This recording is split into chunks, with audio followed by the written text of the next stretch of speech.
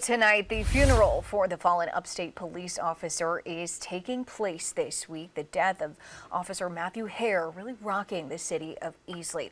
Officer Hare died this past Wednesday. Easley police say that he and another officer responded to someone having a mental health crisis on the train tracks along East Main Street around 5 a.m. Officer Hare saved the woman's life, but was hit and killed by an oncoming Amtrak train. He was just 22 years old. Now, Fox Carolina's Zach Proletsky is in Easley this afternoon, and the community continues to come together and gripping the loss of this local hero. As the upstate prepares to say goodbye to Officer Matthew Hare, pay my respects and show that, hey, he is not alone. There are a lot of people that do care about him. His family, friends, and those he served in the city of Easley are still heartbroken over his loss. It takes a while to get over it, and you never really get over it.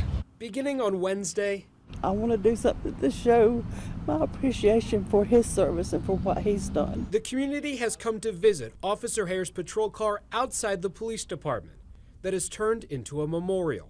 Even on a sometimes stormy Sunday, people continue to add to this memorial or just come to visit and pay their respects, including Hare's middle school football coach and a woman who said the rookie officer responded to a call at her house just a week ago, both remembering Hare as a nice person, whether you had just met him or not.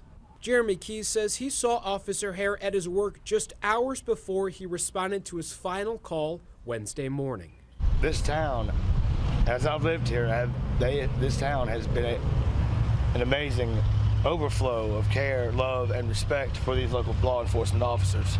On Tuesday morning, the funeral service for Hare will be held at Rock Springs Baptist Church, a celebration of life for the Easley police officer, son, older brother, and friend to many.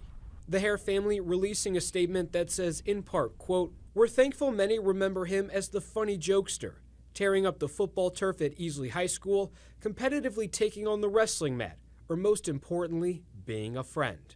That legacy won't be forgotten by this community." In Easley, Zach Proletsky, Fox Carolina News.